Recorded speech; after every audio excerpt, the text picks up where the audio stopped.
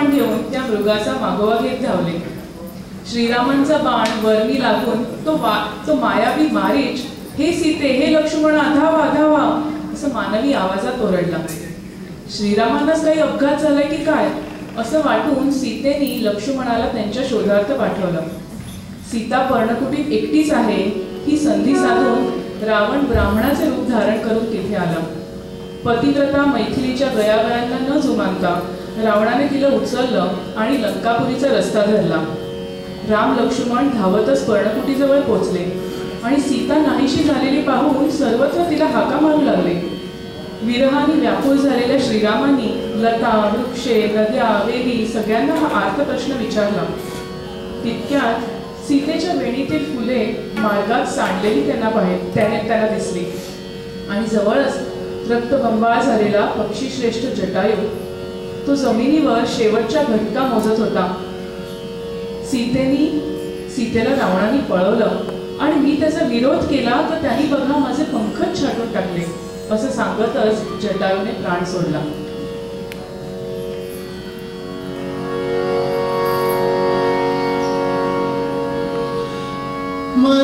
मरणोन्मुख चांदाकारे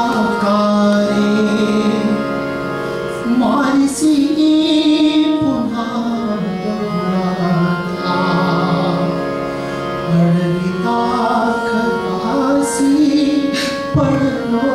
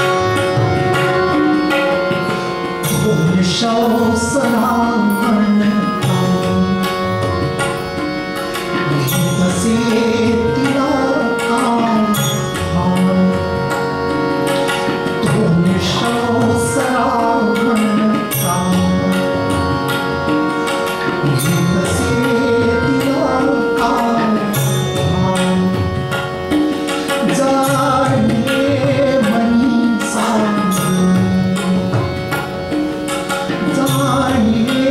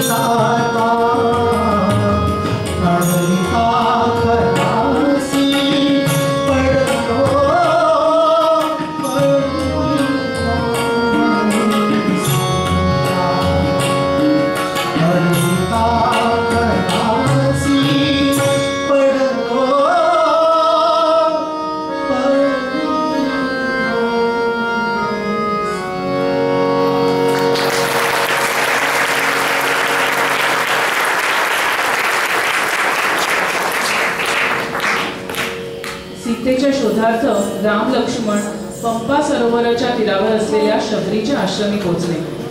ती तपस्विनी अवर्णनीय अशा उत्साहाने श्रीरामांना सामोरी गेली आणि म्हणाली, श्रीरामा, आज तुमची चरणकमळे माझ्या आश्रमाला पावन करून गेली. मी धन्य झाले श्रीरामा. असं म्हणत आनंदाने शबरी अनंतात विलीन झाली. पुढे श्रीराम ऋष्यमुख पर्वतावर आले, जिथे त्यांची सुग्रीव आणि हनुमानाशी भेट झाली. अग्नीच्या साक्षीने सुग्रीवाने श्रीरामांप्रती आपली निष्ठा घोषित केली आणि श्रीरामांनी सुद्धा त्याला त्याची पत्नी परत मिळवण्यासाठी सहाय्य करण्याचे वचन दिलं. श्रीरामांनी वालीचा वध केला आणि किष्किंधेचे राज्य सुग्रीवास परत मिळवून दिले. सुग्रीवाचे त्याच्या पत्नीसोबत मिलन झाले. सुग्रीवाच्या आज्ञेनुसार कोट्यावधी वानरसेना आता एकत्र जमली. सीतेच्या शोधार्थ हनुमान, नील, अंगद, जांबुवान सगळे वीर अष्टदिशेस पांगले. लंका नामक सुवर्ण द्वीपावर रावणाच्या अंतपुरात सीता बंदिवाने असं समजताच वायुपुत्र हनुमानाने प्रचंड रूप धारण केले. महेंद्र पर्वतावर आरूढ होऊन त्याने आकाश मार्गाने लंकेकडे उड्डाण केले. तो लंकेत पोचला. तिकडे राक्षसेनीच्या पहाऱ्यात बसलेली मैथिली त्याच्या दृष्टीस पडली. श्रीरामांनी दिलेली मुद्रिका पाहून मैथिलीला अत्यानंद झाला आणि ती हनुमानाला श्रीरामांचे कुशल विचारू लागली. लंकेतून जाता जाता हनुमानाने आपल्या शेपटीने सर्व लंका जाळण्यास प्रारंभ केला. लंका पेटल्यावर शांतपणे आपले पुच्छ त्याने सागर जलात विझवले आणि आकाश मार्गाने तो श्रीरामांपाशी परतला. श्रीरामांनी हनुमानाला पाहून गाढ आलिंगन दिले आणि आता पूर्ण तयारीनिशी राम लक्ष्मण वानर सेनेसकट दक्षिणेस निघाले. पण हा प्रचंड समुद्र कसा काय पार करायचा, हा विचार करत असतानाच प्रत्यक्ष सागर प्रकट झाला आणि म्हणाला, आपल्या सैन्यात नळ नामक वानर आहे. तो विश्वकर्म्याचा पुत्र आहे. तुम्ही त्याच्याकडून सेतू बांधून घ्या. मी तो आनंदाने माझ्या छातीवर धारण करेन. श्रीरामांच्या आज्ञेनुसार आता सर्व वानर सेना राम नाम गात गात सेतू बांधू लागले.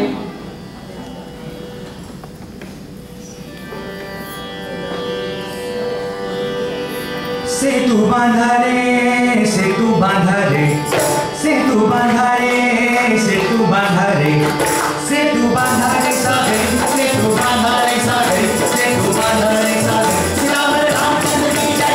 सेतू बांधा रे, सेतू बांधा रे, सेतू बांधा रे, सेतू बांधा रे, सेतू बांधा रे सारे, सेतू बांधा रे सारे, सेतू बांधा रे सारे, राम रामचंद्र की जय.